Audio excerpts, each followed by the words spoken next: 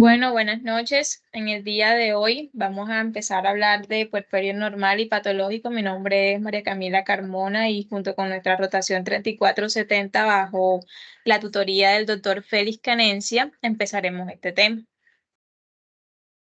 Bueno, principalmente tenemos que definir el puerperio como ese periodo que sigue luego del alumbramiento donde se produce el retorno pronto a la fisiología pregestacional. ¿Cuánto dura este proceso? Dura alrededor de 4 a 6 semanas, es decir, unos 42 a 45 días aproximadamente. ¿Cómo se da este proceso? De manera involutiva, como lo mencionamos ahí. Este proceso tiene una clasificación que es respecto al tiempo. Tenemos de tres formas divididas, como lo es el puerperio inmediato, el puerperio mediato y el puerperio tardío. En el puerperio inmediato, tenemos que son las primeras 24 horas luego del alumbramiento. En el puerperio inmediato tenemos que son de 2 a 7 días luego de ese mismo puerperio inmediato, luego del alumbramiento. Y el puerperio tardío es aquel periodo de tiempo que consta después de los 8 días del alumbramiento hasta que se llegue a los 42 días o a las 6 semanas. Ahora, este puerperio podemos dividirlo en procesos específicos para una mayor práctica en el conocimiento del tema. Y son 3 puntos específicos, que son los procesos involutivos, ya sean locales o generales, los procesos curativos y los procesos evolutivos. En los procesos involutivos tenemos que es prácticamente la regresión de las modificaciones del embarazo local y sistémico. Y en los procesos curativos que tenemos que prácticamente la regeneración de todo ese endometrio y la expulsión de los loquios. Y en el proceso evolutivo es prácticamente la adaptación a la nueva etapa que la materna está pasando, además de la ayuda a la supervivencia del nuevo recién nacido. Ahora, tenemos que en los procesos involutivos locales tenemos un órgano importante y es el útero. Primeramente, él va a tener una rápida reducción en cuanto a su peso, a su tamaño y a su posición en los primeros 14 días del puerperio mismo. Luego tenemos que él va a palparse, llega un momento en que va a palparse a nivel del ombligo y disminuyendo su altura de 1 a 2 centímetros con el tiempo. Y además de esto, él va a tener una disminución en el tamaño de sus células miometriales, que es lo que da pie a su reducción de tamaño. Tenemos que, al menos en el día 10 del puerperio, en este punto vamos a tener que él se va a encontrar específicamente en la sínfisis púbica debajo del ombligo. En caso dado de que esto no sea así, tenemos que estar pensando en unas posibles patologías que puedan acarrear la no involución de este mismo órgano. Aparte de eso, ya respecto a su peso, tenemos que en el puerperio inmediato este útero va a pesar al menos 1000 gramos, pero en la primera semana va a ir disminuyendo de tamaño y va a pesar alrededor de 500, en la segunda semana 300 y ya en la cuarta semana ya va a pesar 100 hasta llegar a su punto normal de su peso normal. Ahora, hay un punto importante y son las contracciones uterinas que se dan en este punto. Y entonces es que estas contracciones uterinas lo que van a ayudar es a la homeostasia uterina, dando una compresión a ciertos vasos uterinos que están en los lechos placentarios y las células musculares, como ya mencioné anteriormente, van a disminuir de tamaño, ayudando también a su disminución del tamaño del mismo órgano. Entonces tenemos 3 tipos de contracciones que son las permanentes, las rítmicas y las inducidas. En cuanto a las permanentes, tenemos que su función prácticamente es la retracción y la obliteración. Ella se da en las primeras horas del puerperio inmediato y clínicamente se va a detectar al palpar el útero en el hipogastrio y va a tener una consistencia dura y firme. Respecto a las contracciones rítmicas, tenemos que ellas van a ser de manera permanente y van a ayudar prácticamente a mantener la primera contracción. Estas van a superponerse a la primera contracción para que pueda mantenerse a sí misma. Y aparte de eso, puede ocurrir en el proceso inmediato y en los primeros días del proceso mediato, del puerperio mediato, perdón. Respecto a las contracciones inducidas, estas van a estar relacionadas directamente con la lactancia. Es un proceso que se da al momento de la lactancia donde intervienen factores como la hipófisis, el hipotálamo y la mama, donde va a empezar a liberar oxitocina y esta esta oxitocina va a actuar directamente en el útero, ayudando a su contracción. Estas contracciones van a ser mucho menos intensas y prácticamente van a ser imperceptibles para la madre. ¿Para qué sirven estas contracciones de manera general? Para que se pueda disminuir como la pérdida sanguínea que se está generando, también para una hemostasia uterina, para regenerar toda la hemostasia uterina, y aparte de eso, para que se pueda dar la expulsión de los materiales purulentos que tiene, que son los loquios. Ahora, respecto al cuello uterino, los primeros días va a permitir el paso de los 2 dedos, él va a ir regresando a su tamaño mínimamente de a poco, y al tercer día ya prácticamente va a tener un conducto relativamente dilatado. Entre el 8º y el 10º día, el conducto cervical interno y el conducto cervical externo van a estar ligeramente abiertos, dado que van a pasar ciertas secreciones por ese mismo conducto, no se puede cerrar de todo. Y llega un momento en que el segmento inferior va a contraerse, no igual que el útero, pero va a llegar a una contracción pues mínima. En la imagen de abajo encontramos que podemos darnos cuenta que en la imagen A es la apariencia de una persona, de una mujer nulípara, y en la imagen B es la apariencia de un cuello uterino de una mujer multípara, que si nos damos cuenta es mucho más dilatado y es prácticamente por la hiperplasia y la hipertrofia que se da, además de que está más edematizado como una persona nulípara. A continuación, viene mi compañera Cristina de la Barrera a seguir con otros órganos que van a estar también en una involución.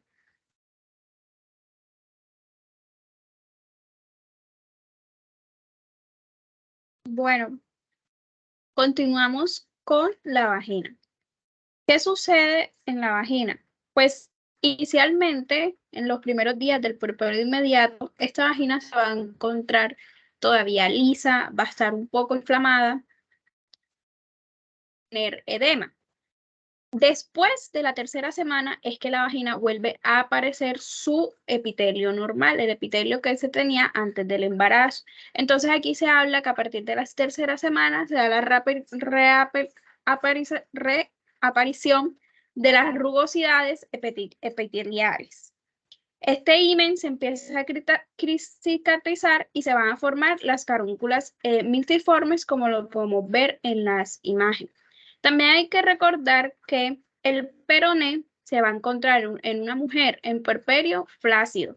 Y es importante esta característica del peroné porque este es un signo clínico que nosotros como médicos en un examen físico se puede observar, ya que es importante reconocer este estado, porque en algunos casos, por ejemplo, hay casos en donde las pacientes o personas llegan diciendo que han tenido un hijo, etcétera, pero realmente esto lo utilizan para producir o para tal vez coger a raptar niños y llevarlos a un delito como por ejemplo una trata de blanca. Entonces llegan, creen que la mujer que está en un estado de puerperia es igual a una mujer que no ha tenido hijos, lo cual es falso. Entonces, dentro de los exámenes físicos es importante saber todas estas características, y una de ellas, y de hecho la más común, es que el peroné se va a encontrar flácido, ya que este empieza a recuperar su tono y su fuerza en la parte muscular a partir de la sexta semana.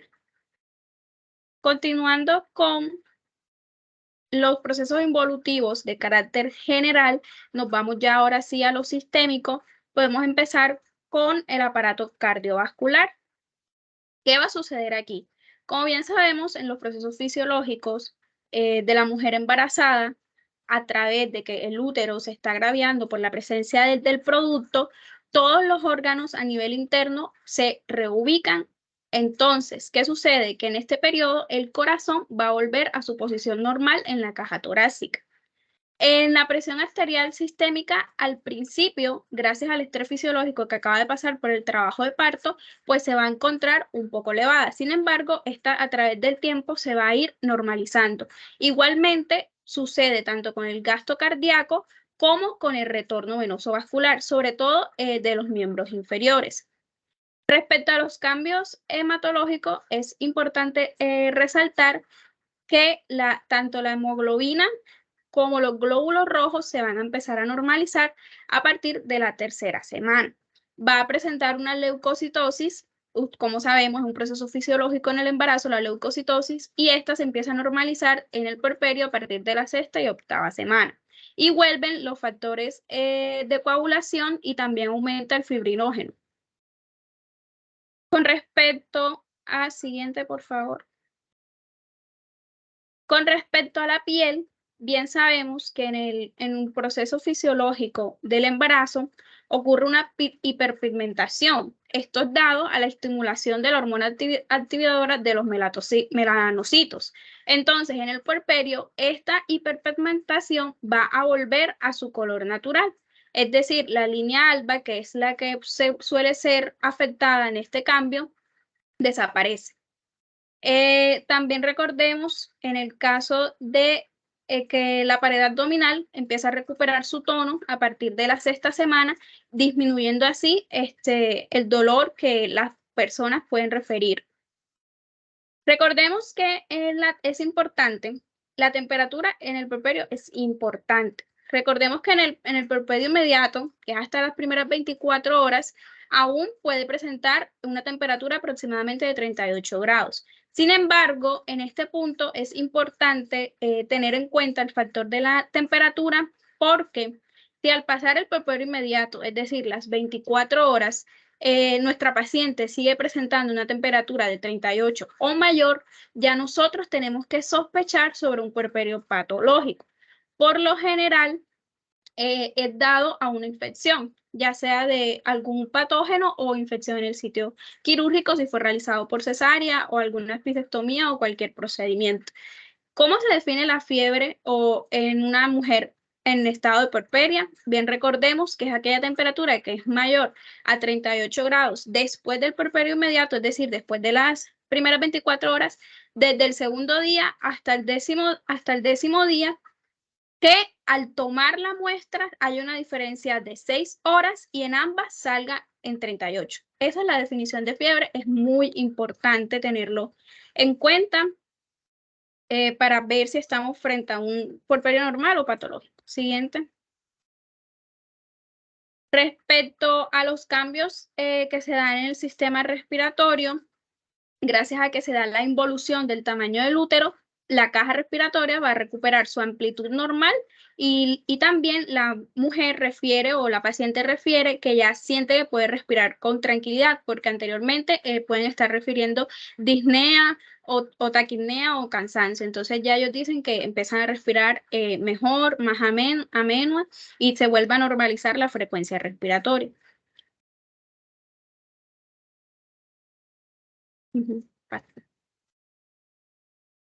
Con respecto a los cambios digestivos, los órganos digestivos que están en toda la pared abdominal se van a acomodar a como era. ¿Qué puede suceder aquí?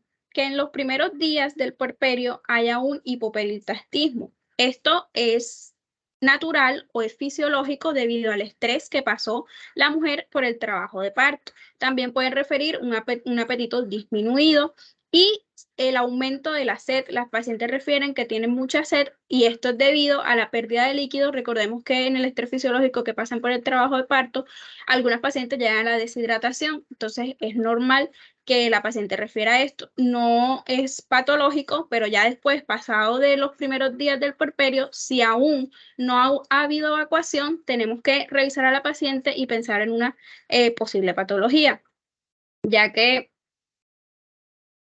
siguiente. A continuación va a venir nuestro compañero David de la Osa con mecanismos endocrinos e inmunes. Bueno, siguiendo de la mano de los posibles cambios que hay a nivel del puerperio, en cuanto a los mecanismos endocrinos inmunes, vamos a tener principalmente que estos niveles o digamos estos cambios van a estar intuidos principalmente por lo que son los niveles de progesterona y estrógeno. Entonces tenemos que si los niveles de progesterona y estrógeno están elevados, vamos a tener que esto hace que se inhiba o disminuya la síntesis de dopamina. Entonces, si disminuye la síntesis de dopamina, al estar también los niveles altos de progesterona, vamos a tener entonces que va a haber la presencia de un metabolito catabólico, como es la alloprenolona. Esto lo que va a hacer es que se va a unir a los receptores GABA y va a hacer principalmente que el sistema inmune esté, digamos, regulado o deprimido, comandado por linfocitos B, linfocitos T, células natural killer. A nivel de la glándula y tiroidea, vamos a tener entonces que lo que va a hacer es que va a hacer que aumente de tamaño entre un 20 a un 40% para, digamos, suplir las necesidades del embarazo. Entonces, ¿qué pasa en un puerperio anormal? Tenemos entonces que los niveles de tanto progesterona como estrógenos caen abruptamente, lo que hace que el alloprenolona también, digamos que disminuye,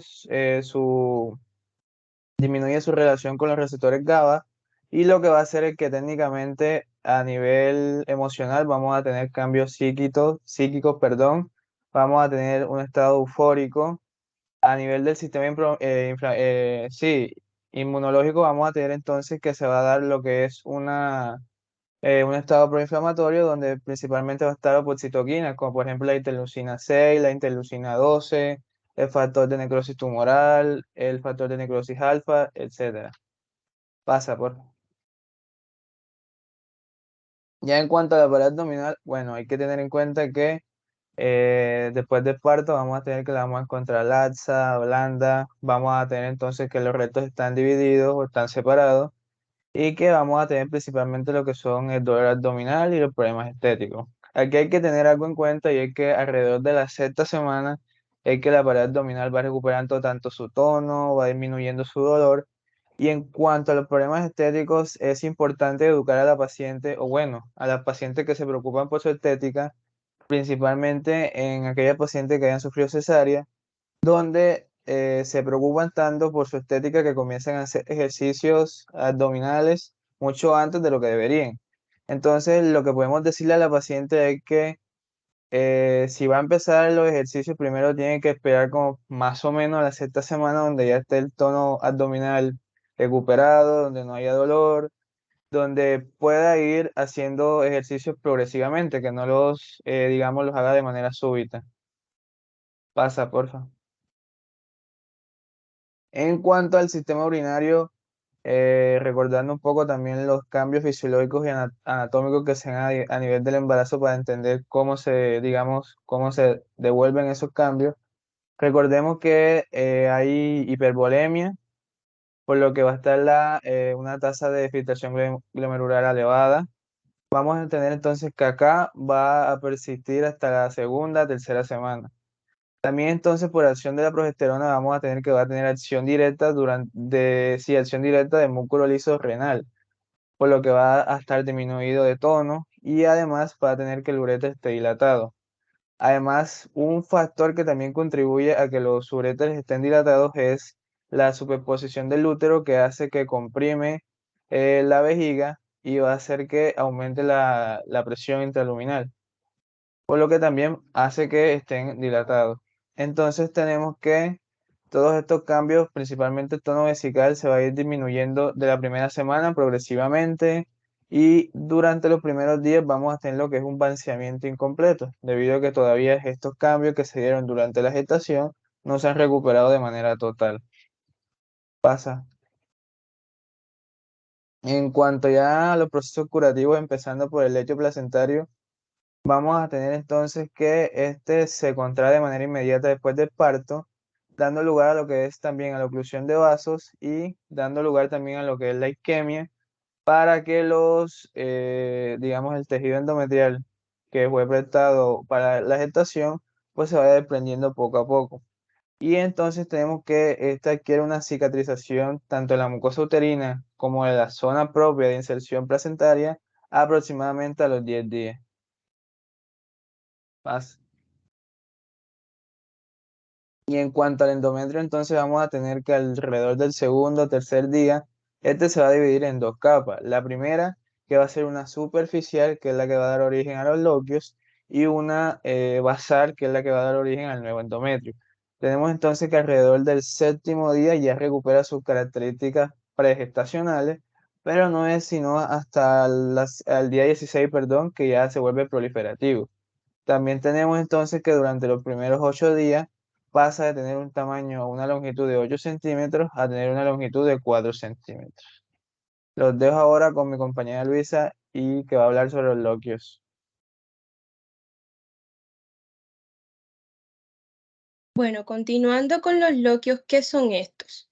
Van a ser la descarga de contenido, el cual es totalmente fisiológico como resultado de la descamación de la cáduca. Estos van a empezar a salir en las 24 horas del posparto. Ellos van a modificar su aspecto con los días, van a tener un olor particular y se presentan hasta los 15 días. Estos van a estar, conformados por restos de decidua, es decir, endometrio, sangre del sitio de inserción de la placenta, grumos de vermis caseosos, que son como una mezcla de secreciones grasas procedentes de las glándulas sebáceas fetales y también de células de la piel muerta. Lanugo, van a contener también el sudado de heridas cervicales y vaginales. Entonces, como lo vemos en el recuadro naranja, ellos van a evolucionar según el tiempo. Vamos a tener desde el color rojo, los cerosos y los blancos. Pasa, por favor. Bien, ¿qué hay que tener presente? Hay que tener en cuenta que se diferencian de la pérdida hemática porque las pérdidas hemáticas son dadas desde el alumbramiento y en las primeras 24 horas. Y luego de estas primeras 24 horas es que viene la descarga de los loquios.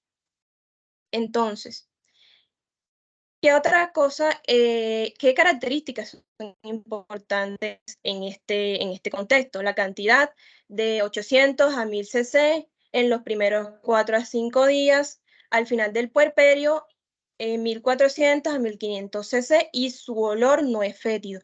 ¿Cuáles van a ser los signos de alarma? Que tengan mal olor, la mantención del color rojo por un tiempo mayor a 12 semanas desde el parto, que la paciente presente un dolor excesivo en el vientre, sobre todo en la parte baja, o ausencia de loquios en las 2 semanas siguientes del parto. Pasa, por favor. Listo. ¿Qué vamos a tener en cuanto a los cambios mamarios? Entre el segundo y cuarto día están ingurgitados, están aumentadas de volumen y están de un color levemente azulino. Se da crecimiento de lóbulos mamarios por el aumento del número y tamaño del alveolo, proliferación vascular e hiperplasia ductal.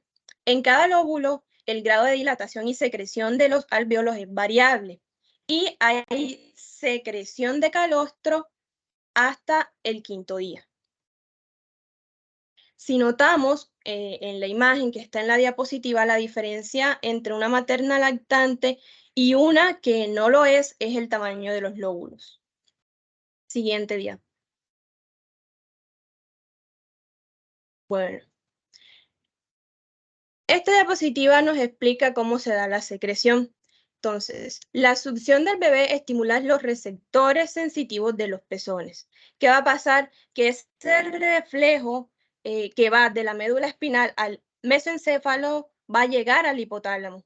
Entonces, va a haber una secreción de prolactina por parte de la hipófisis anterior y la oxitocina por parte de la hipófisis posterior. La prolactina estimula la síntesis y producción de leche. La oxitocina estimula la contracción de las células mioendoteliales para que a su vez los conductos galactóforos lleven la leche hacia el pezón. Siguiente diapo. Bueno, ahora en cuanto al calostro, este se va a formar 30 horas después del posparto y es segregado, 3 horas después del posparto y es segregado hasta 5 días luego de este. Se va a cambiar la composición de la síntesis de la lactosa. El calostro es rico en proteínas y también en inmunoglobulinas y además este protege de infecciones. Entonces, Tiene efecto laxante, ayuda a expulsar el meconio y previene la ictericia en el bebé. Favorece el crecimiento, acelera la maduración del intestino y previene la alergia y la intolerancia a los alimentos. Es rico en vitamina A, reduce la gravedad de algunas infecciones como por ejemplo el sarampión y previene de problemas oculares por falta de vitamina A. Listo, a continuación los dejo con mi compañero Manuel Echenique, que va a seguir con la lactancia. Siguiente. Bueno, continuando con lo que decía mi compañera Luisa, pues vamos a hablar un poco más sobre lo que es la lactancia. Y aquí pues nosotros vamos a hablar entre dos tipos diferentes de leche, leche de transición y leche madura, y el periodo de evolución del bebé dependiendo del tipo de leche pues que él esté tomando en dicho momento. Y bueno, nosotros vamos a generalizar la leche materna, que constituye un alimento natural y que es ideal para los niños y las niñas que son recién nacidas y que son lactantes. ¿Por qué? Porque las características de esta leche son nutricionales y brindan un buen crecimiento que es armónico e ideal, y se administra hasta como un único nutriente a libre demanda, que también es nada más sobre los primeros 6 meses de vida, aunque también puede extenderse un poco más o disminuir el número dependiendo pues cada tipo de lactante. Bueno, y después de los 6 meses, pues aquí ya empezamos a complementar la alimentación con alimentos adecuados, oportunos y que sean seguros para que el bebé pues pueda ingerirlos. Bueno, hablando un poco más sobre lo que es el calostro, favorece a la colonización del intestino por lactobacilos a través de un carbohidrato que es nitrogenado llamado factor bífido, que contiene antioxidantes y quinonas que previenen el daño oxidativo y es rico en factores de crecimiento que ayudan a la maduración del tubo digestivo y de los sistemas de defensa del lactante. Entre nosotros tenemos lo que es la leche de transición y la leche madura. Entonces, la leche de transición se produce entre el cuarto y los 15 días luego del parto. Hacia el quinto día de esta, pues va a haber un aumento brusco de la producción y va incrementando su volumen hasta llegar a los 7 mililitros al día, aproximadamente entre los 15 y los 30 días o un mes aproximadamente después del posparto, y su composición varía hasta que ésta llega o evoluciona hasta la leche madura. Y ahora sí, hablando de la leche madura, pues el volumen aproximadamente vamos a tener entre 700 mililitros al día como la leche de transición a 900 mililitros al día durante los primeros 6 meses después del posparto. Y al involucionar la lactancia, antes de desaparecer la secreción láctea, pues regresa a su fase calostral. Siguiente diapositiva, por favor. Bueno, ahora nosotros vamos a hablar de un tema muy importante que es la lactancia y la ovulación. Entonces, aquí, ¿qué sucede? Las mujeres que no lactan presentan una rápida recuperación de la función ovárica, de la ovulación y de la fertilidad, de estas tres. Lo habitual es que pues, la primera ovulación se presente entre las 4 y las 8 semanas después del posparto, lo que se puede enlazar con la fecha en la cual termina el puerperio, y por eso mismo podemos decir que pues la ovulación o la menstruación culmina el puerperio culmina con la fecha en la cual regresa la menstruación de dicha mujer. Bueno, en cambio, las mujeres que lactan presentan un periodo pues de amenorrea y además de esto de infertilidad que puede durar más o menos de 2 meses a 2 años o más años. Este periodo de infertilidad pues está asociado a la lactancia y que ha contribuido significativamente en espaciar los nacimientos a lo largo de la historia de la especie humana, y pues esto contribuye pues a los espaciamientos entre los diferentes tipos de hijos. Y pues, ¿qué pasa aquí? Aquí hay diferentes mecanismos. Hay mecanismos fisiológicos de la infertilidad asociada a la lactancia que no se conocen muy bien y no, pues, no se conocen de forma acabada, como tampoco todas las variables que contribuyen a reforzar la asociación entre la asunción y la inhibición de la función ovárica. Entonces, ¿qué pasa aquí? La succión del pezón ejerce un efecto inhibitorio en la función del hipotálamo y la hipófisis. En lo que concierne que pues la producción de las hormonas que controlan la ovulación, sin estas hormonas pues el ovario no va a producir el óvulo maduro ni la progesterona, que es la hormona pues necesaria para que el útero se prepare para anidar un nuevo huevo fertilizado, por decirlo así. La mujer no tiene menstruaciones y eso es lo que se puede llamar amenorrea postparto. Entonces, esta succión pues determina una alteración de la secreción pulsátil de la hormona luteinizante, lo que es la LH, que es la encargada de desencadenar pues lo que sería la ovulación. Y esta pues se encuentra en la sangre en cantidades menores que las observadas en las mujeres que no están lactando. Bueno, siguiendo con la succión, durante esta pues se producen cantidades muy elevadas de la prolactina, que es la hormona que se encarga de la producción de leche. No está claro si esta hormona también influye en la función del hipotálamo y la hipófisis o en el ovario, pero algunos piensan que podría influir directamente en el nivel central o que puede alterar la respuesta del ovario a la LH. Siguiente. Bueno, entonces aquí vamos a tener unas condiciones mórbidas que van a interferir con la regresión fisiológica de la gestante al estado pregravídico de la puérpera. Y tenemos, como vemos ahí los porcentajes, uno de los porcentajes más altos es la preeclampsia severa. Vamos a tener seguidos como las hemorragias postpartos, seguido por la sepsis puerperal y pues una de las más importantes, lo que no se quiere llegar es a la muerte materna. Siguiente. Bueno, y aquí tenemos una triada letal que es infección puerperal, hemorragia obstétrica y lo que es la preeclampsia. Aquí tenemos pues, una tabla que nos muestra, nos divide el puerperio en sus tres etapas: puerperio inmediato y puerperio tardío. Y aquí pues nos van a describir los diferentes tipos pues de complicaciones más comunes que se pueden presentar según la fase del puerperio en la que nosotros estemos. Y vemos que pues en las tres existe una común, que es la trombosis venosa profunda y el tromboembolismo pulmonar. En el puerperio inmediato va a primordial lo que es la hemorragia postparto, la embolia por líquido amniótico, la atelectasia, las infecciones de vías urinarias y la corioamnionitis. En el puerperio inmediato vamos a tener infecciones, el mismo tromboembolismo pulmonar, trombosis venosa profunda, pero aquí vamos a tener lo que son las hemorragias y la anemia. Y por último, en el puerperio tardío vamos a tener infecciones puerperales, pero ya diferentes como la mastitis y la endometritis, hemorragias que ya se clasifican como hemorragias tardías en puerperio, la misma trombosis venosa profunda y tromboembolismo pulmonar que veníamos hablando anteriormente, y incontinencia urinaria o incontinencia fetal.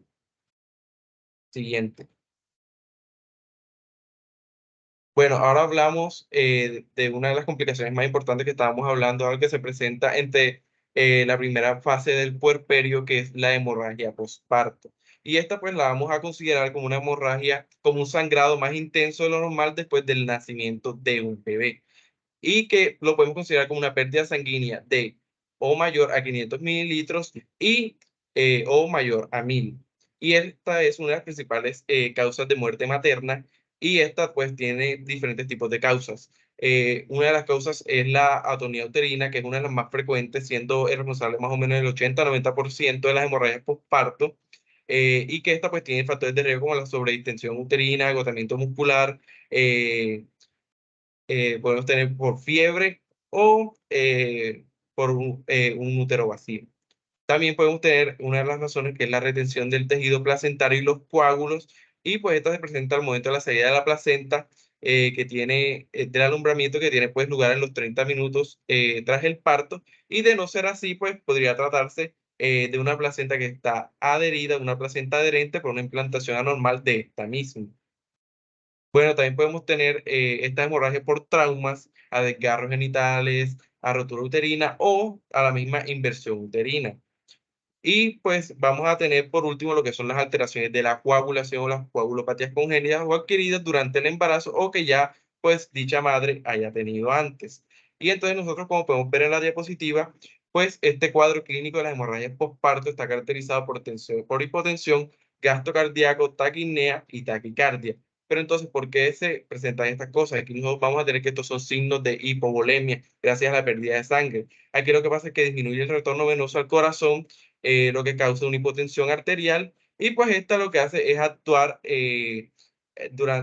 por medio de dos mecanismos: una estimulación a los vasoreceptores en el arco aórtico, en la aurícula derecha, en la arteria carótida, produciendo que estas estimulen el hipotálamo, y pues de una respuesta simpatológica que libera catecolaminas y nos aumenta la frecuencia cardíaca, hace vasoconstricción y pues una fuerza contráctil, que al mismo tiempo esta hipotensión y esta vasoconstricción afectan al riñón y nos da una liberación y una activación del sistema renina-angiotensina-aldosterona que causa vasoconstricción, liberación de aldosterona, disminución en la perfusión tisular, retención de agua y sodio y pues nos puede causar un metabolismo anaerobio, acidosis metabólica y por último pues nos puede llevar hacia la muerte.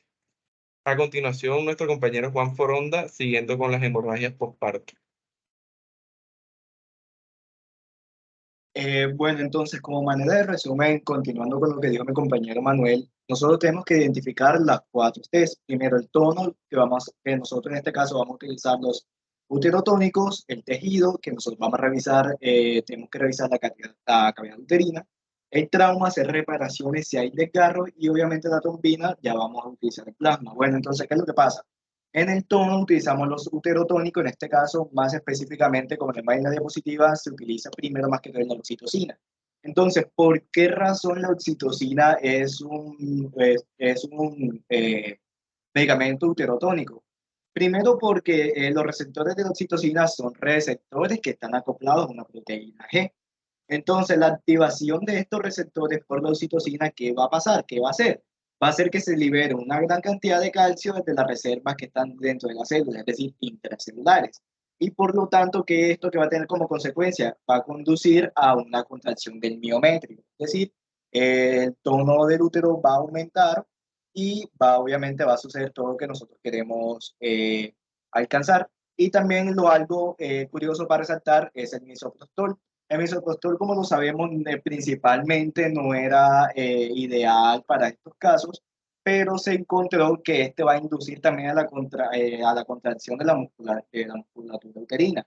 Este también va a actuar como un agente dilatador de los vasos sanguíneos y también como un dato aparte, como un broncodilatador sobre la fibra muscular, pero eso no es lo que nos compete.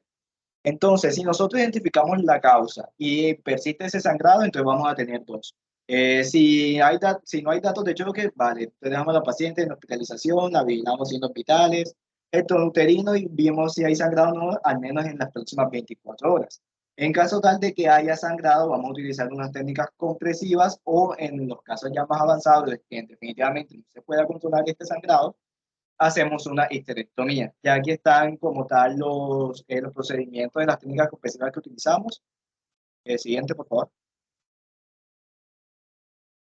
Entonces, vamos a tener también unas complicaciones infecciosas. Una de ellas es la infección puerperal, que como lo vemos en la diapositiva, va a ser esa cualquier infección bacteriana en el tracto genital después del parto. Entonces, vamos a tener una endometritis, que la vamos a hablar un poco más adelante, infección del tracto urinario, infección de la herida operatoria, entre otros. Y aquí más que todo son los días de aparición en los que suele aparecer, valga la redundancia, este tipo de patologías. Entonces, si esto no se controla, ¿qué puede pasar? Esto nos puede llevar a una sepsis puerperal, que va a ser esa infección del tracto genital que va a ocurrir en el periodo transcurrido entre la ruptura de las membranas o el nacimiento y los 41 días postparto, que lo voy a explicar a profundidad más adelante. Siguiente, por favor. Entonces, vamos a ver unas complicaciones de esta sepsis puerperal como tal. Entonces, estas son las complicaciones como una embolia pulmonar séptica, shock séptico, unas sepsis severas, entre otros. Entonces, ¿qué va a pasar en esta sepsis? En palabras más o palabras menos, la sepsis obviamente va a resultar como que esa respuesta del huésped que está desregulada a la infección que resulta obviamente en un daño en los órganos. Entonces, virtualmente cualquier sistema puede ser afectado. Entonces, esta respuesta inflamatoria excesiva que se va a producir con la sepsis va a incluir una extravasación de la albúmina, de líquidos, y con resultado va a haber una hipovolemia intravascular. Entonces, ¿también qué va a pasar? También se va a liberar obviamente citoquinas que van a conducir a una disminución de esta vasculatura sistémica y también de la resistencia y va a haber un aumento en el gasto cardíaco. Entonces, aquí como en la diapositiva está, lo colocamos de una manera más resumida. Primero va a estar la infección, va a haber esta respuesta, este síndrome de respuesta inflamatoria, en el que va a aparecer la fiebre, el aumento del ritmo cardíaco, el aumento del gasto cardíaco, y también obviamente del ritmo respiratorio. Y por último ya va a pasar la sepsis grave, el shock séptico hasta llegar a la muerte. Aquí es donde nosotros tenemos que evitar que nuestra paciente llegue. Siguiente, por favor.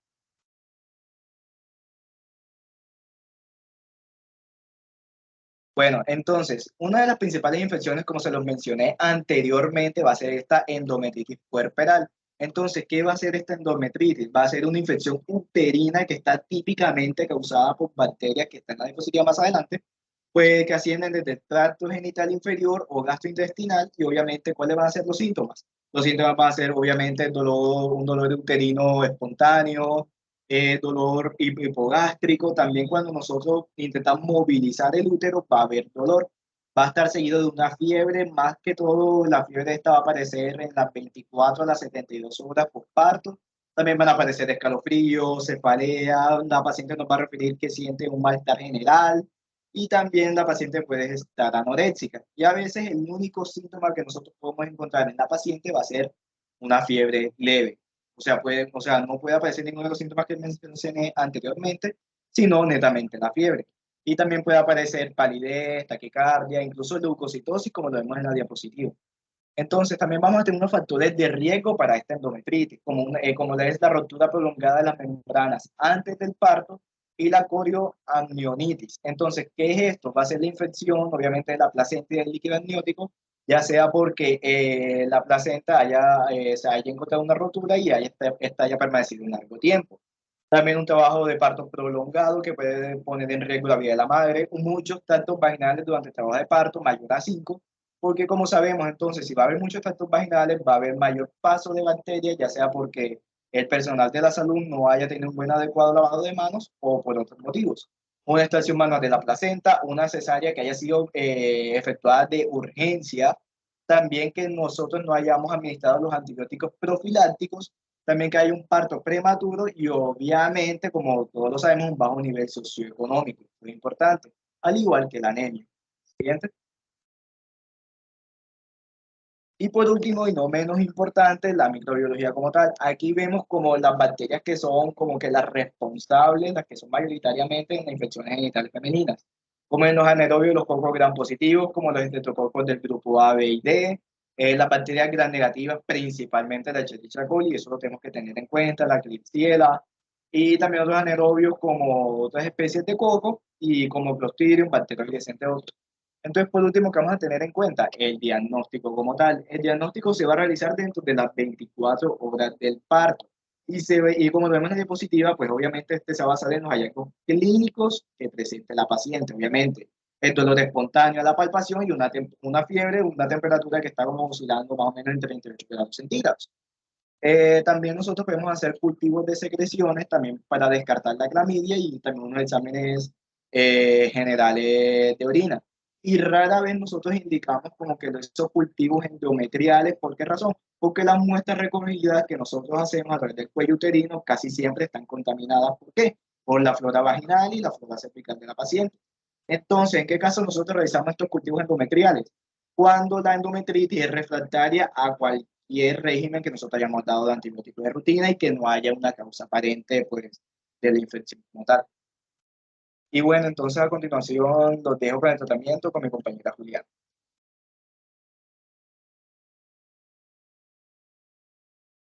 Bueno, siguiendo con lo que comentaba nuestro compañero anteriormente, tengamos muy en cuenta de que actualmente el tratamiento que mayoritariamente ha demostrado mayor efectividad frente a la endometritis y todos esos agentes infecciosos que este conlleva, es aproximadamente 900 miligramos de clindamicina por vía intravenosa que va a estar acompañado de gentamicina cada 8 horas. Entonces vamos a hacer un recordero y un poco de farmacología. Recordemos que la clindamicina, su principal función es inhibir la síntesis de proteínas uniéndose a la subunidad 50S de los ribosomas bacterianos y así, ¿qué es lo que va a evitar principalmente la formación de uniones peptídicas? Listo.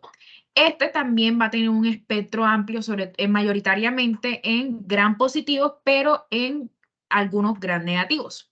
Ya en cuanto a la gentamicina, esta se encarga principalmente de atravesar la membrana celular y las bacterias susceptibles. Y esto lo que va a provocar es que se una irreversiblemente a la subunidad ribosómica de 30S. Entonces, en cuanto a su acción, su espectro principalmente va contra bacterias gram negativas, pero también contra ciertas bacterias gram positivas, entre esas tenemos el Staphylococcus aureus. Ya en el caso de que persista la fiebre, lo que recomienda el esquema como tal es que se agregue una ampicilina al manejo de clindamicina y gentamicina, ya que la ampicilina cubre principalmente enterococos, que estos dos últimos medicamentos no lo hacen. También, como se menciona en la diapositiva, también hay que tener mucho cuidado con pacientes que presenten alguna disminución de la filtración glomerular, daños renales, daños hepáticos. ¿Por qué? Esto se debe principalmente a que, sobre todo la gentamicina, crea gran nefrotoxicidad y ototoxicidad que puede llegar a ser mortal en las madres. Y si este es el caso, entonces lo que recomienda la guía es unir la clindamicina junto a alguna cefalosporina de segunda generación, que va a tener prácticamente el mismo efecto. Siguiente diapositiva, por favor. Bueno, ahora vamos a hablar sobre la mastitis puerperal. Lo primero que debemos tener en cuenta es que la mastitis, ¿qué es? Una inflamación, ya sea de uno o de varios lóbulos en la glándula mamaria, que va a estar acompañado o no, porque no siempre el caso es una infección bacteriana, de alguna infección. Ya en cuanto a los síntomas, se caracteriza como se observa en la imagen. La madre va a presentar una fiebre mayor a 39 grados, de los casos más importantes. Va a presentar eritema, que se observa ahí, dolor en todo ese sector de la mama, compromiso del estado general. La madre se va a sentir cansada, malestar, dolor y también puede presentar mialgias. Siguiente diapositiva. Bueno, en cuanto ya a la epidemiología, esto lo sacamos de la OMS, dice que aproximadamente la mastitis se produce en el 33% de las puerperias. Son grandes cifras y tiene una incidencia sobre todo en mujeres que se encuentran entre la edad de 21 a 35 años. También es muy importante evaluar los factores de riesgo que conllevan a el padecimiento de mastitis, porque como les mencionaba anteriormente, no siempre se habla de infecciones bacterianas. También puede ser por retención de leche debido a la obstrucción de algunos ductos mamarios, entre otros. Y también algunos factores maternos como grietas en los pezones, un mal higiene. Ya en cuanto al diagnóstico, obviamente, como observan en la imagen, es muy clínico, se observa muy bien cuáles son las características de estas, pero para confirmar si está acompañado de una infección bacteriana o no, se debe realizar un cultivo de las secreciones. Y también se puede realizar una ecografía para hacer un diagnóstico diferencial con otras patologías. Siguiente. Bueno, en cuanto a las causas, como les mencioné anteriormente, las principales, éstasis de leche, inflamación que puede ser no infecciosa y también una mastitis infecciosa. ¿Qué es lo principal que nosotros como futuros profesionales debemos saber? Que la leche materna contiene muchas bacterias en realidad, que tienen una función prebiótica. Y esto es clave porque esto es lo que va a ayudar al inicio y al buen desarrollo de la flora intestinal del neonato. Y esas funciones prebióticas, entre de las muchas funciones que tiene, es que reduce la infección, reduce las infecciones. ¿Y esto cómo lo hace? Inhibiendo el crecimiento bacteriano. Como observamos en la diapositiva, tenemos de que los gérmenes comunes, los más comunes en la leche, son los lactobacillus, lactococcus también son muy comunes, pero también hay otros gérmenes que están presentes, pero en menor contenido, que son los gérmenes de presencia normal, como lo es el estafilococcus o los estreptococos. Recordemos que estos son gram positivos. ¿Y esto a qué se debe y cómo podemos como que diferenciar que definitivamente la presencia de esto puede estar causando la patología infecciosa? ¿Cómo? Recordemos que fisiológicamente puede haber recuentos que indican concentraciones de cada bacteria. Entonces, si estas bacterias, que lo más probable es que se vuelvan patógenas por algún proceso, estas cantidades de bacterias sobrepasan las 1000 unidades formadoras de colonia, este ya este valor nos podría indicar de que en realidad esas bacterias que tienden a ser normal en nuestra flora se han vuelto patógenas y están causando esta infección. Y esto se debe principalmente porque estas llegan a formar biopelículas y en el interior de los conductos lo que va a provocar son obstrucciones, dolor y todas esas manifestaciones que ya hablé anteriormente. Siguiente diapositiva. Bueno, ya en cuanto al tratamiento, el tratamiento se basa en 2 factores: drenaje de pecho y antibióticos, si de infección se trata, obviamente. Entonces, el drenaje de pecho, como les hablé anteriormente, independientemente si es infeccioso o no, se crea una éstasis de leche. Por eso es muy importante nosotros educar a la paciente de cómo amamantar, porque muchas madres, sobre todo las nulíparas, no saben cómo hacerlo o lo están haciendo mal, no alimentan al bebé y las afectadas terminan siendo ellas. Entonces, y también otra cosa importante, que aunque creamos que el proceso sea infeccioso o no, nunca se debe dejar de dar leche materna al bebé como tal, nunca se debe dejar de amamantar. En realidad, las recomendaciones que se da es que si la amamantación se da de las 2 mamas, se recomienda de que se empiece por el lado no afectado y después pase al lado afectado, pero nunca dejar de amamantar. También se les recomienda en la zona realizar masajes y que las extracciones de leche sean continuas, sean abundantes durante el día para evitar toda esa éstasis que se forma. Puede ser por medio ya sea al bebé o también, ya estamos en el siglo XXI, hay muchas formas también por ejemplo, la creación de los extractores, los bancos de leche que muchas madres lo están haciendo por si presentan mucho dolor por el bebé y cosas así. Hay muchas maneras en que se puede llevar a cabo esta extracción de forma exitosa y también evitando el recidiva de esta. Ya si los síntomas que les hablé anteriormente se persisten mayor a 24 horas, ya ahí sí debemos recurrir, bueno, y también que el cultivo salga positivo, debemos recurrir al uso de antibióticos. Entonces, en cuanto a la terapia empírica, lo que se recomienda es la dicloxaxolina. Y esto se debe especialmente porque tiene un gran espectro contra los estafilococos aureus, estafilococos epidermidis, que es uno de los principales agentes causantes de esta patología. También se puede acompañar esto con eritromicina si los pacientes llegan a tener alguna resistencia. Pero también, para irnos un poco más adentro en contra de este gran patógeno, porque todos sabemos que el Staphylococcus aureus es un fuerte patógeno, también tenemos otras opciones como la cloxaxalina, la amoxicilina, ácido clavulánico, etc. Ya en cuanto a las complicaciones, ya ahí sí deberíamos evaluar cuáles se pueden presentar. Por ejemplo, una de las más comunes, si aún así persisten los síntomas de 24, 48 hasta 72 horas, deberíamos estar sospechando en absceso por esta misma éstasis mamaria. Entonces, esta formación de abscesos tiene una probabilidad aproximadamente de 0.5 a un 11%.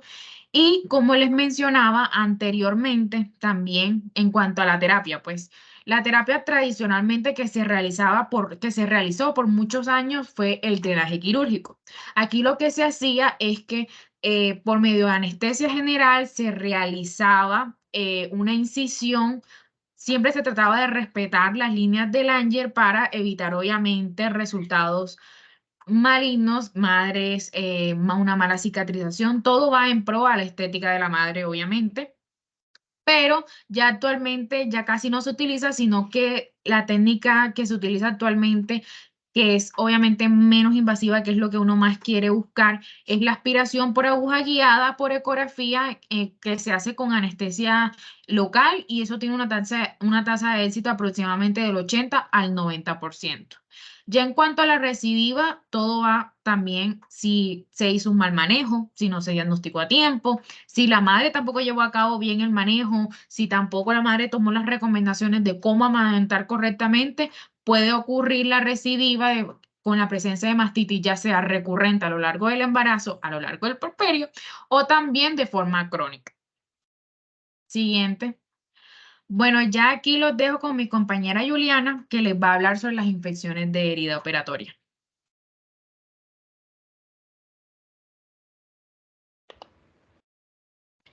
Bueno, buenas noches. Mi nombre es Juliana Andrea González Jiménez y hoy les vengo a hablar sobre las infecciones de heridas operatorias. Bueno, primeramente, para seguir la misma línea, podemos decir que se pueden presentar varias o múltiples infecciones en la herida operatoria. Y en esta tabla que tenemos aquí, a nuestra izquierda, podemos evidenciar todos los principales factores de riesgo para que exista una infección de herida operatoria, entre las cuales las más destacadas son la diabetes, la hipertensión, la obesidad, el tratamiento con corticoides, la inmunosupresión, la anemia, el trabajo de parto prolongado y el tiempo operatorio prolongado. Entonces, sabemos que a la mujer se le practica un procedimiento que se denomina episiotomía. Pero ¿en qué consiste esto? Bueno, básicamente es una cirugía menor, que esta se va a realizar durante el parto. ¿Para qué? Para ensanchar la abertura de la vagina, ya que puede desencadenarse un desgarro o laceraciones perianales a menudo. Entonces, estas pueden formarse o se pueden presentar por sí solas durante pues todo el parto vaginal. Bueno, cabe recalcar que en raras ocasiones este desgarro también comprometerá lo que vendría siendo el músculo de alrededor del ano o inclusive en algunas ocasiones afecta lo que vendría siendo el recto. Entonces, la infección de herida operatoria hace una acolación a la infección de la episiotomía o de la incisión abdominal en una cesárea. Pero en este cuadro se presenta habitualmente entre 5 a 7 días posparto. Entonces, aquí lo vemos en la imagen de la derecha. Este es el cuadro clínico que se presenta de 5 a 7 días posparto. Así es como se ve esta incisión abdominal. La vemos un poquito edematizada. Entonces, cuando esta episiotomía infectada se observa lo que vendría siendo el eritema, edema o una secreción purulenta, ya la mujer se queja de un aumento del dolor. Y también en heridas operatorias de cesáreas infectadas se observa el dolor, se observa calor local, también una induración, la paciente puede presentar una sensibilidad y también secreción generalmente serosanguinolenta. Bueno, siguiente diapositiva. Bueno, por otro lado, tenemos lo que vendría siendo el tratamiento. ¿Y cómo va a ser esto? Bueno, primeramente podemos utilizar antibióticos y drenaje de la infección. ¿Para qué? Para poder inspeccionar el estado de la faz. También el manejo se inicia hospitalizando al paciente, pero obviamente le vamos a administrar antibióticos endovenosos y luego esto se complementa con un manejo ambulatorio de 7 a 10 días. También esos antibióticos endovenosos que podemos utilizar son la clindamicina más la gentamicina. Algo que debemos tener en cuenta es que si existe una deficiencia de la herida operatoria, se inician curaciones con suero fisiológico y también se da el cierre por segunda intención en la mayoría de los casos. Bueno, cabe recalcar que también se van a dar unas complicaciones que van a dividirse en 3, las que son inmediatas, las mediatas y las tardías. Dentro de las inmediatas vamos a encontrar lo que vendría siendo los desgarros, las prolongaciones, los sangrados, los hematomas y también el dolor. Dentro de las mediatas vamos a encontrar lo que son infecciones y deficiencia. Y en las tardías vamos a encontrar lo que vendría siendo la fibrosis y las fístulas. Siguiente diapositiva. Este algoritmo vamos a evidenciar como el manejo de estas infecciones del sitio operatorio. Entonces, tenemos que primero debemos descartar o si hay o no hay presencia de síntomas de celulitis. ¿Y qué es una celulitis? Bueno, una celulitis infecciosa también se conoce como una celulitis bacteriana y esto ocurre cuando las bacterias, principalmente los estreptococos o los estafilococos, consiguen penetrar en la piel. ¿Y qué van a realizar? Van a infectar las capas más profundas y causan síntomas como cuáles, como el enrojecimiento, el dolor o la inflamación de la región afectada.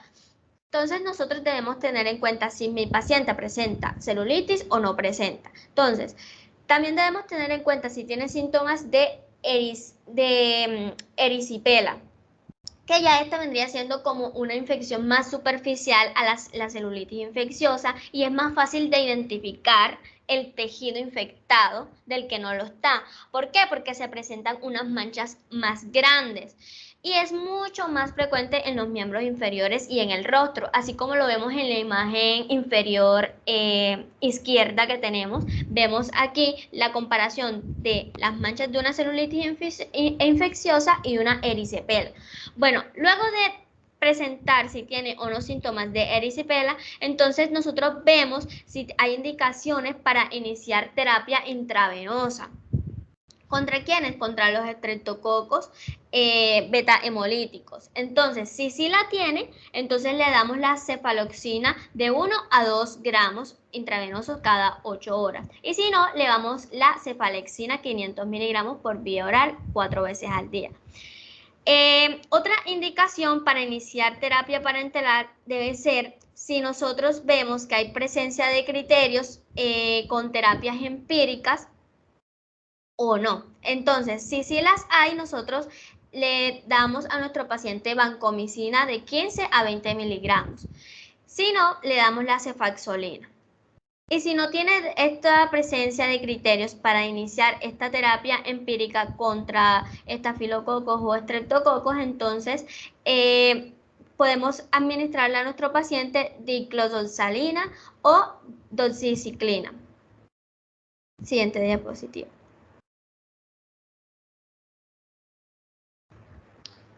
Bueno, ya este vendría siendo pues otro algoritmo que nos habla más que todo sobre el acceso del drenaje o la infección de la piel como tal.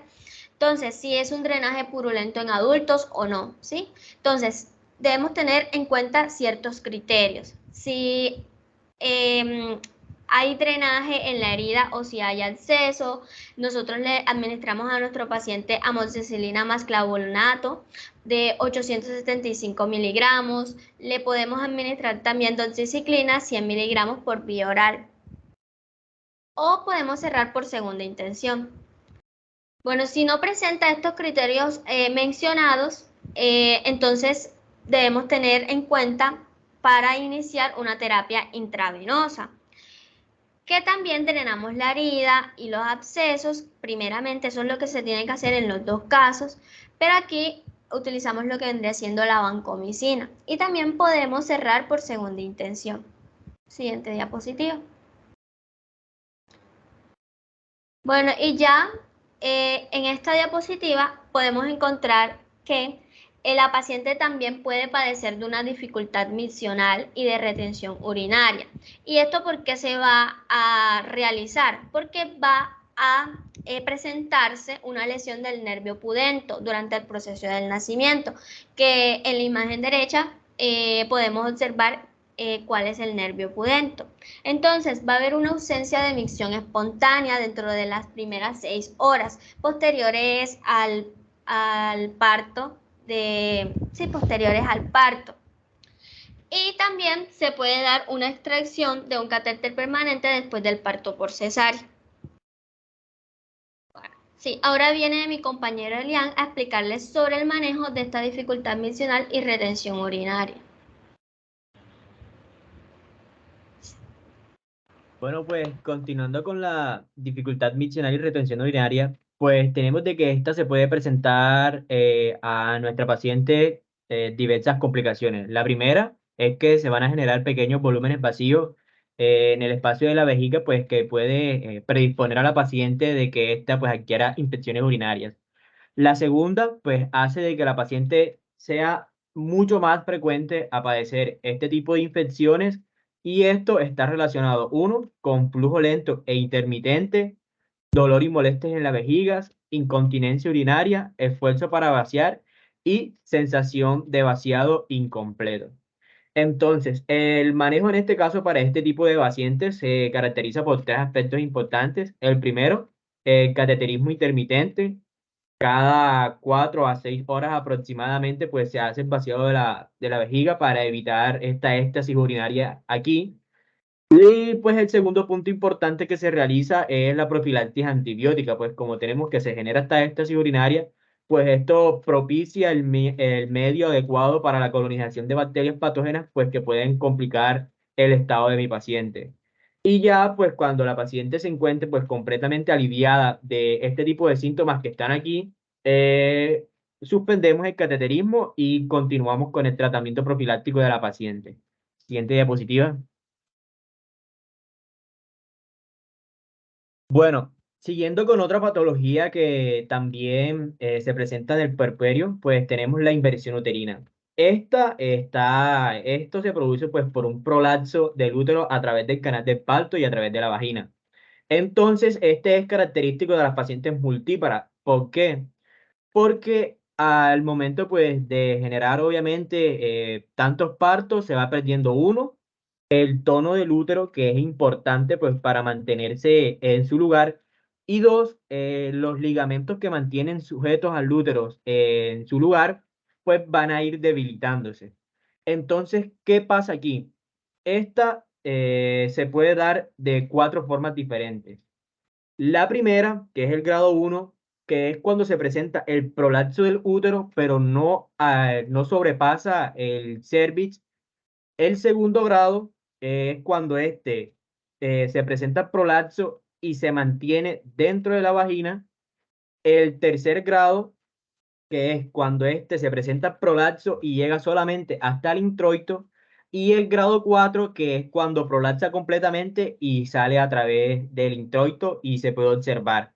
Entonces, existen diferentes maniobras para poder controlar esto. Es decir, si nosotros nos encontramos en un hospital de primer nivel y se llega a presentar esta circunstancia, la opción más adecuada que nosotros tenemos para tratar de controlar esta complicación es a través de la maniobra de Johnson. Es decir, agarramos el útero y lo introducimos con nuestra mano hacia su posición. Y pues obviamente mantenemos hidratada a la paciente porque aquí se puede presentar una triada característica de la inversión uterina, que es hemorragia, shock y dolor. La hemorragia obviamente pues porque se produce la ruptura de los vasos y de las arterias uterinas y esto obviamente pues va a condicionar a la paciente de que se manifieste una hipovolemia y esto que conduce al shock, obviamente. Y obviamente, pues el dolor que se produce, porque esto es muy doloroso para la paciente, también va a condicionar a que la paciente presente un shock neurogénico. Y pues obviamente el dolor que presenta la paciente. Si en este caso, pues la placenta aún se encuentra pegada al útero y este se encuentra invertido, pues no quito la paciente. Primero, lo primero, ante todo, es regresar otra vez el útero a su posición. Siguiente diapositiva.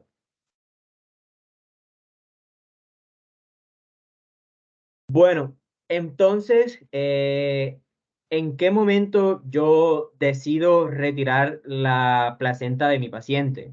Pues si no se ha desprendido ella sola en un plazo de 20 minutos, pues puedo yo manualmente ir desprendiendo poco a poco la placenta en sentido de las manecillas del reloj. Pero hay que tener unos puntos muy importantes aquí. Y es que se pueden presentar patologías en donde la placenta se incrusta en el útero. Y esta pues se caracteriza por tres, perdón. La primera, que es la placenta que se encuentra acreta, que está en contacto estrecho con el miometrio. Increta, que penetra por completo el miometrio hipercreta que compromete el miometrio y los órganos adyacentes a esta. Siguiente diapositiva. Bueno, en cuanto a otra patología que también se puede presentar en el puerperio, tenemos la tromboflebitis pelviana séptica. Esta se produce más que todo por una infección que es precedida del endometrio. Es decir, si se presenta una endometritis y nosotros no tratamos esta endometritis, pues puede progresar a una tromboflebitis pelviana séptica. Entonces, esta sobreinfección bacteriana va a estar enfocada a los vasos pelvianos, a las venas pelvianas menores y a las venas ováricas incluso. Y puede condicionar a la paciente a que se presente una complicación y posteriormente la lleve a una histerectomía, que es lo que nosotros debemos evitar. Entonces, el diagnóstico de esta paciente, ¿cómo se hace? Pues primero debemos identificar los criterios clínicos que esta me está presentando. El primero es que obviamente la paciente va a tener un compromiso en su estado general. El segundo, que es muy característico de esta patología, es que me va a presentar fiebre y escalofríos. El tercero es dolor abdominal irradiado a flancos. El cuarto, náuseas y vómitos. Y pues obviamente debe sospecharse en este cuadro con una paciente que ya tiene pues el diagnóstico de endometritis. Y el tratamiento, pues obviamente como es una acumulación de coágulos en las venas, es pues con anticoagulantes. Entonces tenemos la heparina de bajo peso molecular y la clindamicina más gentamicina de manera profiláctica para evitar pues la colonización de microorganismos patógenos. Siguiente diapositiva. Bueno, en cuanto a otro punto importante que debemos de tener en cuenta es la atención hospitalaria. Y aquí, pues nosotros durante las primeras 24 horas después del parto, que es el periodo en que nosotros debemos pues de estar mucho más atentos a la paciente, es donde se pueden presentar pues la mayoría de las complicaciones graves. Entonces, es un estado donde nosotros debemos permanecer alerta y mantener vigilando a la paciente. Y los puntos importantes que nosotros debemos de mantener aquí es uno, el estado de conciencia, que durante las primeras 2 horas debemos vigilarlo cada 15 minutos, de las 2 a la octava hora cada 2 horas y ya después de las 8 a las 24 cada 8 horas. Obviamente los signos vitales de la paciente con el mismo esquema con respecto a las horas, la altura y el tono uterino, que como saben es muy importante mantenerlo vigilado en esta paciente porque este nos ayuda a la hemostasia pues, y evita obviamente hemorragias postparto, la cantidad de loquios expulsados, la coloración de la piel y mucosas, inspección del periné y la temperatura de la paciente. Siguiente diapositiva. A continuación, mi compañera Marisabel seguirá con la explicación de la atención hospitalaria. Muchas gracias.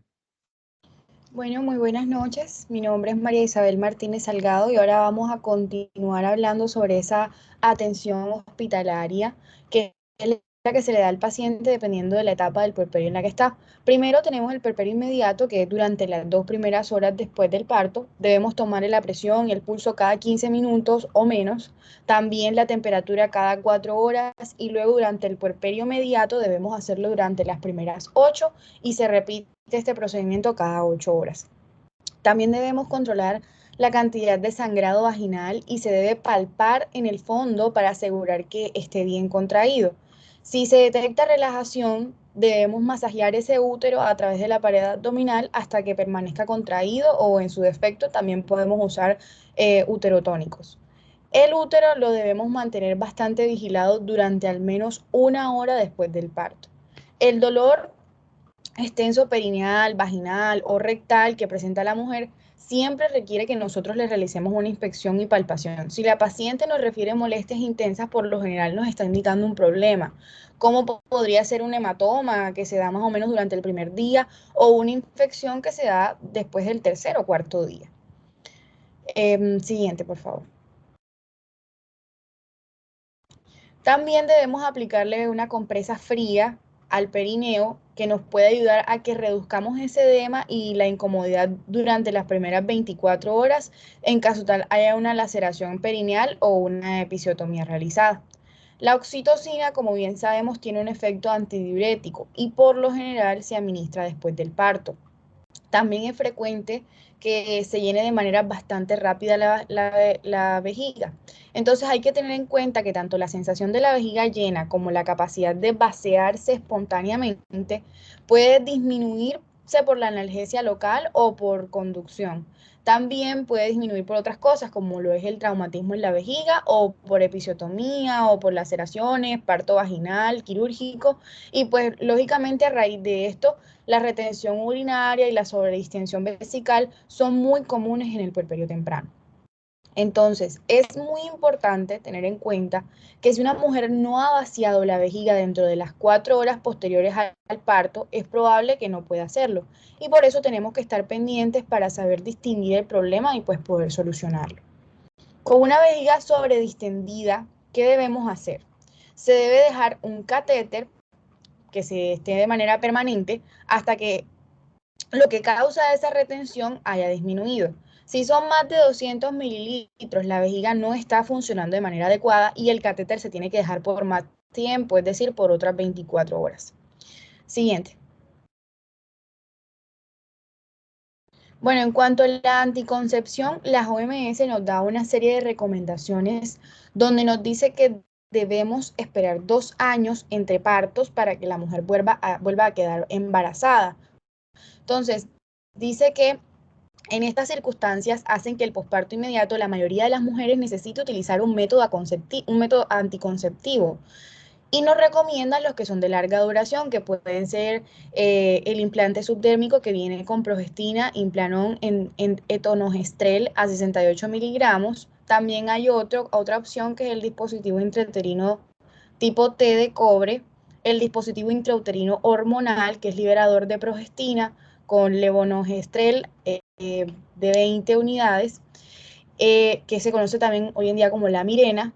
Y la cuarta opción que nos dan es el inyectable intramuscular con progestina, que es el medroxiprogesterona de 150 miligramos por litro, que se conoce como Deprovera.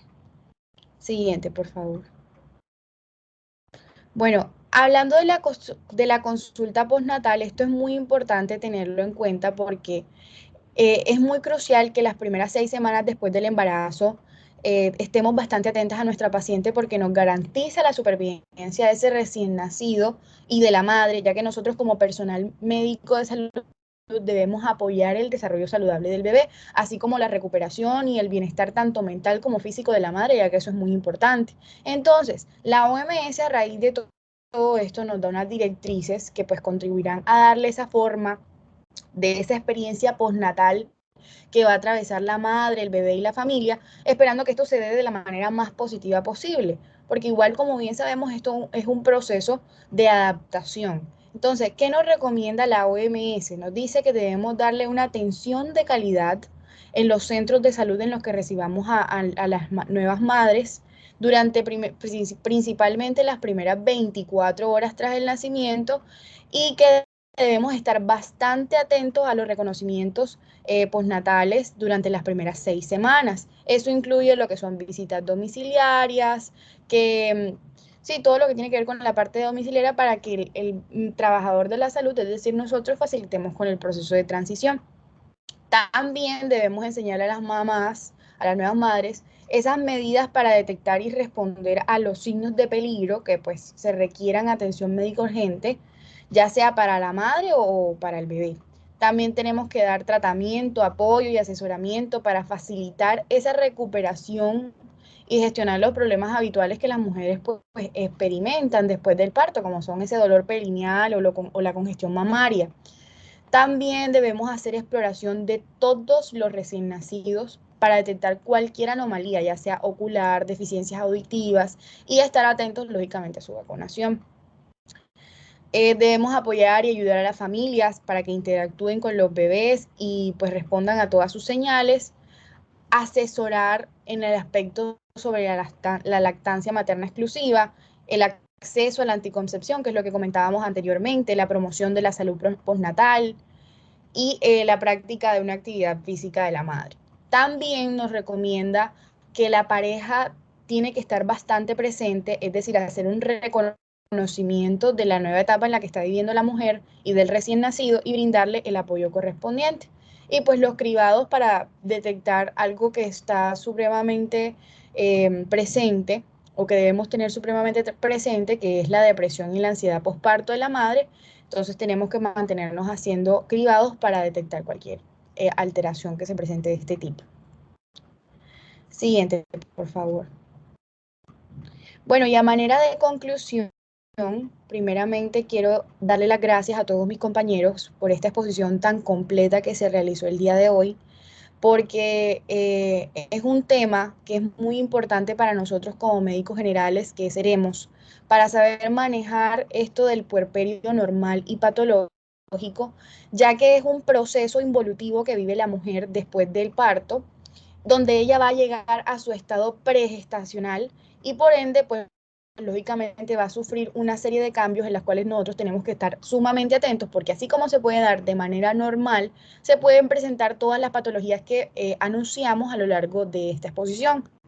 También queremos darle las gracias a nuestro doctor y profesor que nos ayudó en la formación de esta presentación, el doctor Félix Canencia, y sin más que decir, pues damos por finalizada la reunión. Muchas gracias.